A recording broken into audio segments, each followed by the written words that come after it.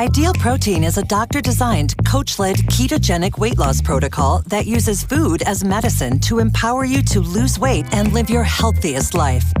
And welcome back to the Livingston Parish News Weekly Show, a podcast brought to you by the Livingston Parish News. My name is McHugh David, publisher and editor of the news, and this is Group Therapy. It's a time where I get to sit down with these two gentlemen, who I'm going to let introduce themselves, and we talk about what's going on in Livingston Parish.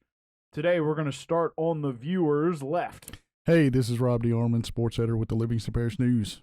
And this is David Gray, news writer with the Livingston Parish News. And David and I just did a podcast with Parish Council Chairman Jeff Ard. If you didn't watch that, which came out yesterday, Wednesday, please take a minute and go back and watch that. We're going to cover a real 32,000 foot on that. I would really recommend you go watch Mr. Jeff Ard's interview if you haven't. It's about the moratorium and about a couple of things going on with regard to development. David, real quick, just give us the high points, what the moratorium is, what it affects, and how long it lasts.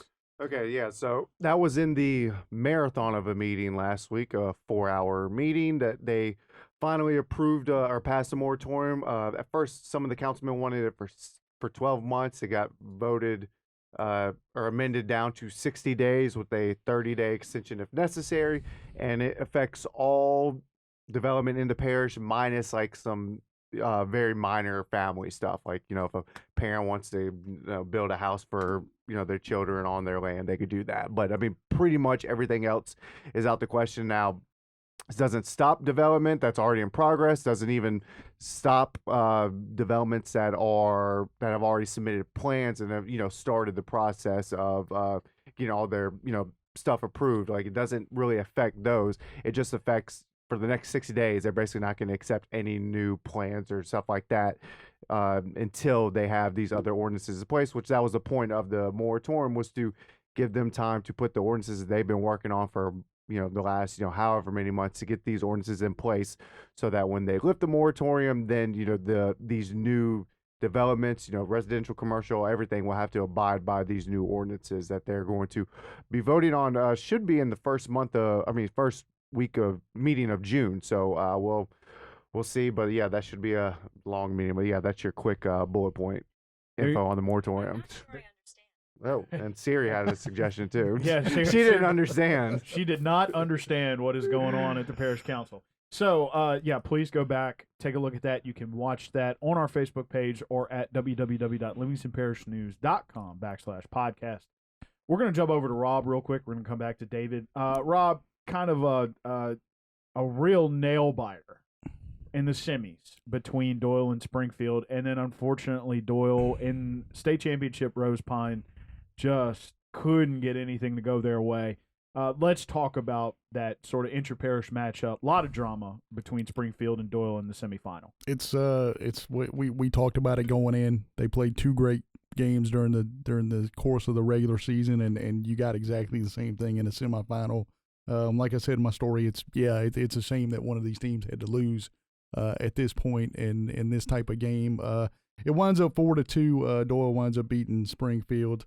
Tied 2-2, and then Braden McLean knocks in 2 runs, puts them up. It was in the 5th inning, of course. That had been Doyle's kind of MO during the playoffs. That 5th inning, you know, Coach Beatty would bring him in. Hey guys, it's the 5th inning. We need to let's start moving. You know, sure. So and they got those 2 runs. You know, and matter of fact, as we did post game, he's like, correct me if I'm wrong, that was the 5th inning, right? And then, of course, when you go back, you go, yeah. You know, next time I talk to him, I say, yeah, it was the 5th. So, but then Springfield in the 7th inning, they wind up getting the bases loaded with 2 out in this 4-2 ball game. Work a 3-2 count on Jaden Teague, and he hits a grounder to second, which is kind of bobbled a little bit. So it wasn't a really clean play, and it winds up being a really tight play to end the game. They wind up calling him out on the play. You know, it's one of those things where, you know, it was 3-2 count. They had the runners moving. So if he's safe, those 2 runs score, and we're looking at a tie ball game. But you know, in talking to Coach Beatty about it, he said, I thought it was a bang play. It could have gone either way. And then you know, you talk to Coach Blanchard, he goes, it's just one of those calls that we didn't get. You know, and you know, my take on it is it's the human element of baseball, which has been there forever. And that's part of what happens there. And like I said, you just hate that somebody had to lose it because you knew it was going to be a competitive game going in. Peyton Woods, who got the win for Doyle, had 9 strikeouts, and Blake Lobel had 10. So that's it went kind of to script on that, in terms of that, But like I said, you just hate to see somebody lose in that situation. Sure. So then they turn around. You came home for some football, and then turn around and went back. Trooper. We're going to talk about football in a little bit, but state championship, just sort of a tough physical size matchup for Doyle, which they are not unused to. You and I have talked about it. I went over there in 2015, and they played Kinder, and it was much the same. And then plus, that game was sort of unprecedented for Doyle. Struggled to get a hit. A lot of errors, and it sounds like they had similar troubles this time as well. Yeah, if I remember right, I'm looking at the box scores here. 4 errors for them, which is kind of uncharacteristic. They only get 1 hit. At the time, it's 2-0. But in that situation, Ethan Fry, who's a LSU signee, he's a very large man.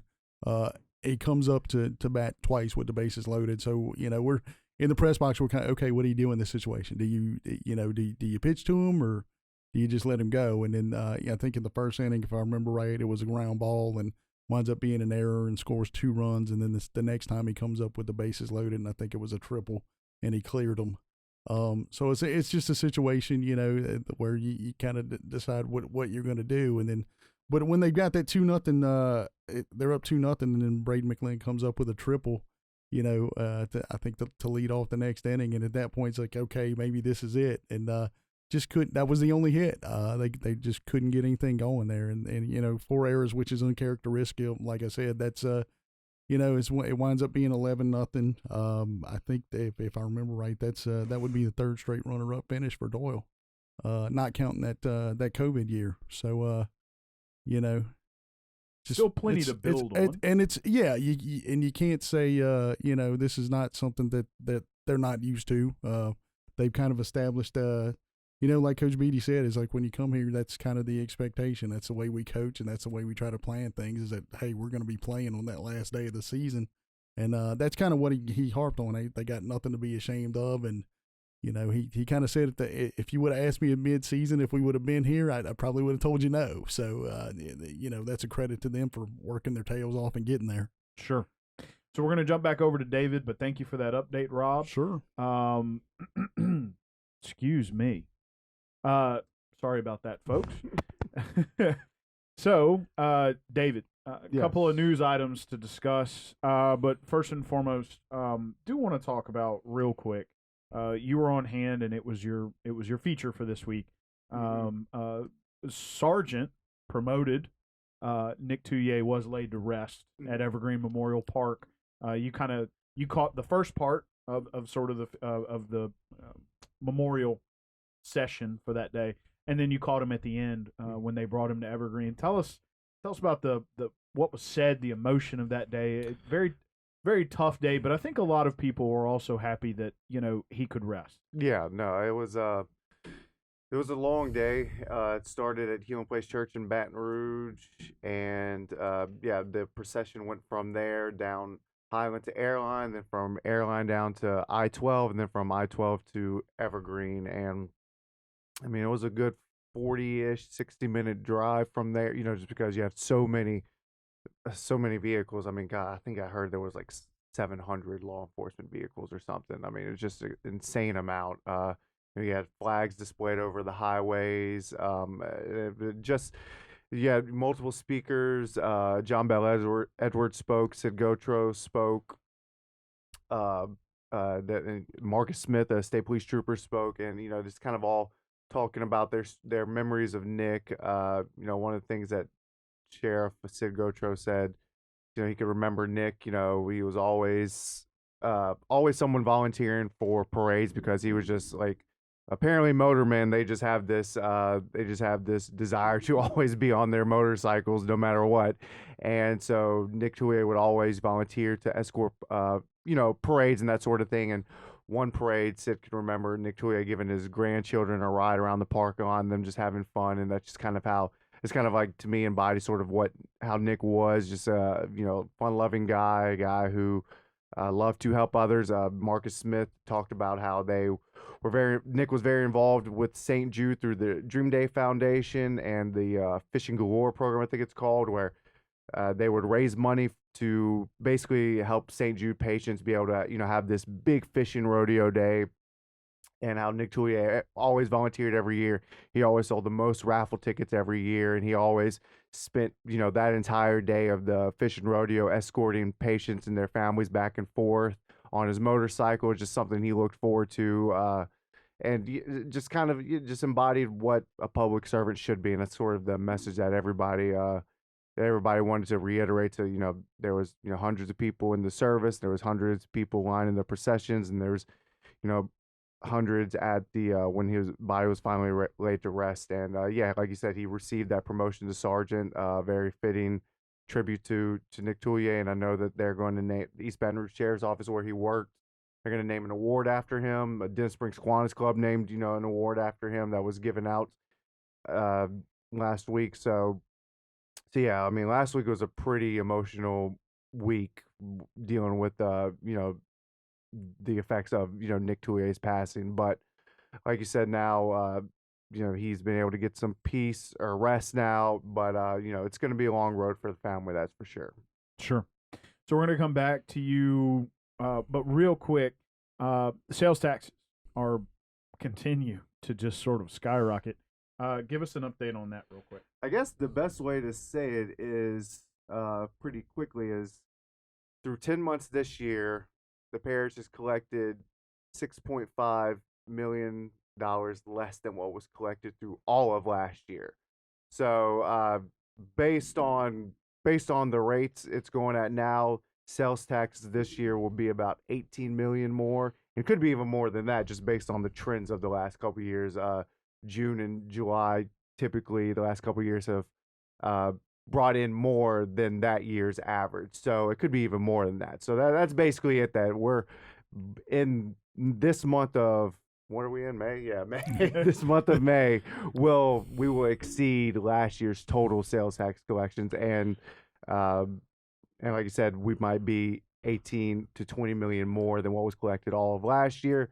And that's, part of the reason why you've been able to see the school system, for example, they were able to give teachers pay raises this year, coaches pay raises this year, as because sales taxes have gone up so much in the last couple of years. So yeah, we'll do a bigger deep dive once the year is finished. So that'll end June. That's when the fiscal year ends. So we have more of a deep dive then, kind of looking at the trends the last couple of years, or last like 4 or 5 years. But yeah, as of right now, it's going to pass it soon. It might have already passed it by now, for all we know. Sure. We'll find out at the end of the month. So we're going to come back to you for one piece of kind of unfortunate news, yet another court piece for you. But first, Rob, spring football. God, yes, wild, right? Yes, crazy. Crazy. What a time. First, I do want to bring up it's sort of an interesting point. Denham, Live Oak, and Walker will be in their new district next year, or not next year? Will that be the year after? It's coming. It's going to be this starting this fall. So just as a reminder, the new district. Just as a reminder, Denham, Walker, and Live Oak will be playing the Ascension Parish schools, not the EBR schools. So that long-standing rivalry between Denham and Central will come to a close, I suppose, unless they decide to schedule each other non-district. And Zachary and Scotlandville as well will be removed from the district. Correct. So you're looking at East Ascension, Dutchtown, and Santa Ma coming in. So just so you know, and which kind of brings us into the next part. Denham on Saturday scrimmaged East Ascension, which is and talking to Coach Beard, it's one of those things that even though they're playing in the district, he'd like to keep that thing going as a scrimmage, just because he said they get a lot out of it. A lot of the same goals for the teams. He was really pleased with the way things are kind of unfolding. They're loaded with some seniors coming back this year, and he was just pleased with the way things just accepting what they need to do and getting what they need to do done. I went out to Albany on last Thursday. You mentioned that they scrimmage against Fountain Blue, which it's a 3A against a 5A, and I think the biggest thing coming out of there and talking to Coach Knight was that we need more guys. He said they got about 30 to 32 guys out now, and he said that we'd like to, over the course of the summer, have more guys come out, but he was just pleased with the way the guys, he said they knew where to go, what they were supposed to do, and that's part of the battle, Sure. getting it there. So, on that part, he was pleased with that. Tonight we've got Walker is going to be at Plaquemine. They're going to go with Plaquemine and St. James. That's at 6:00 tonight, and Live Oak will be hosting Bruley tonight. That they're going to start at 6:00 over there. That's where I'll be tonight, and then on Thursday, Springfield is going to go to Varnado. So that's our spring football slate, and then. After that, You get to rest for a minute. I don't know about rest, but it's going to be just You get to breathe. How about kind of that? strange, Yeah. just a little strange. But You'll that's have just, a couple weeks, and then it'll be Woodbat and Woodbat summer and basketball. Woodbat. I was just looking at that the other day. I've got to get in touch and because that the Woodbat seems to kind of sneak up on you real quick, and it's like there it is. But that's always the official, I guess, kickoff to summer baseball around here. So that should be coming up here in a couple weeks. Sure.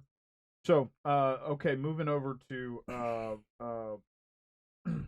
excuse me, moving back over to David. Last thing we're going to talk about is a lot of controversy last summer revolving around tiki tubing.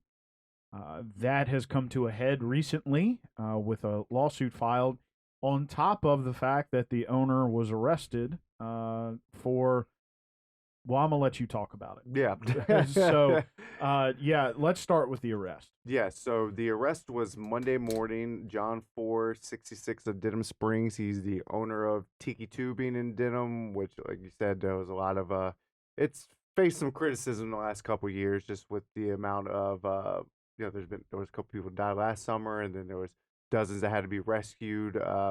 Well, he surrendered himself on Monday after an investigation was launched by the Livingston Parish Sheriff's Office. He was booked on one charge of sexual battery.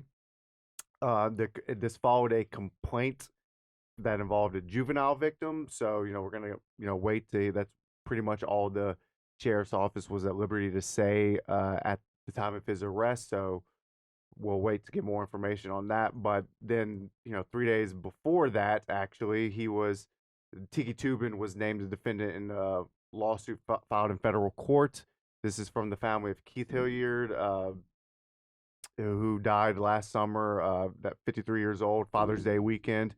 The father of LSU baseball pitcher, I can never pronounce his first name. Mikhail, there you go. That should be easier. I just read it, and that's how it is for me. But yeah, he, the father of Mikhail Hilliard and Mr. Keith's widow, Lisa Hilliard, she spoke at a lot of council meetings following her husband's death last year.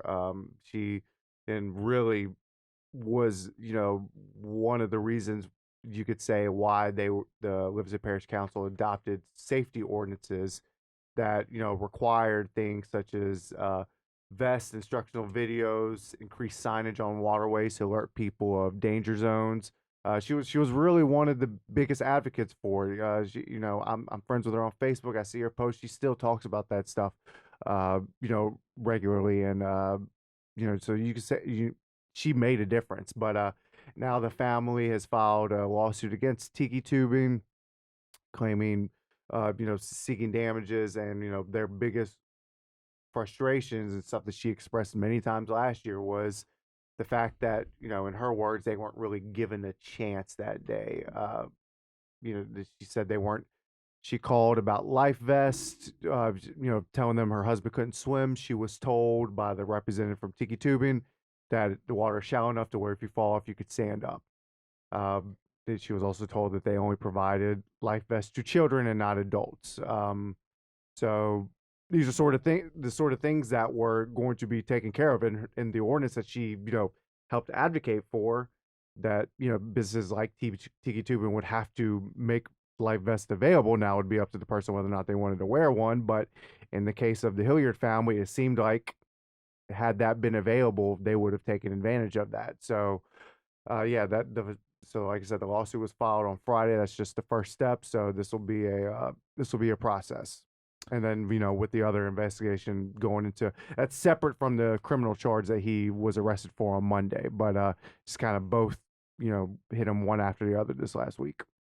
So we'll be keeping an eye on that as that moves forward. But it does look like usually people were looking forward to the Tiki Tubing season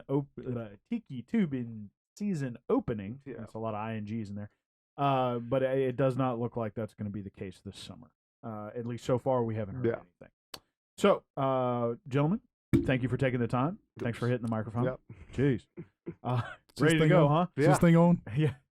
So we're going to let you guys introduce yourself, and we'll flip it, and we'll start on the viewers right. Hey, this is David Gray, news writer with the Livingston Parish News. And the left. Hey, this is Rob DeArmond, sports editor with the Livingston Parish News. My name is McHugh David, publisher and editor of the news. Appreciate you all out there joining us for the Livingston Parish News Weekly Show. This is Group Therapy. It's a chance when I get to sit down with these two gentlemen and talk about what's going on in Livingston Parish. We do recommend, if you didn't have a chance to watch Mr. Jeff Ard's podcast from yesterday, that would be Wednesday, May 18th. Please go back and check that out. It gives a lot more detail on what we covered at the beginning of this show. And, of course, we will be back next week for more of that. Please remember the news is on Facebook, Twitter, LinkedIn, Instagram, and YouTube. We are once a week in print on Thursdays at $7 a month to get that in your mailbox. We're also online, www.livingstonparishnews.com. We appreciate you joining us one last time, and we will see you next time.